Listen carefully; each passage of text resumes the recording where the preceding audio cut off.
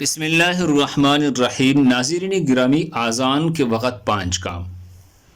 Number 1، آذان کا جواب دینا۔ نمبر 2، یہ کلمات پڑھنا: وَأَنَا أَشْهَدُ أَن لَّا إِلَٰهَ إِلَّا اللَّهُ وَحْدَهُ لَا شَرِيكَ لَهُ وَأَنَّ مُحَمَّدًا عَبْدُهُ وَرَسُولُهُ رَضِيتُ بِاللَّهِ رَبًّا وَبِمُحَمَّدٍ رَسُولًا وَبِالْإِسْلَامِ دِينًا۔ ترجمہ: میں اللہ کے رب ہونے، محمد صلی اللہ علیہ وسلم کی نبی ہونے اور اسلام کے دین ہونے پر راضی ہو۔ نمبر 3، آذان کے بعد آہستہ آواز میں نبی اکرم صلی اللہ علیہ وسلم کے ذات گرامی پر درود بھیجنا۔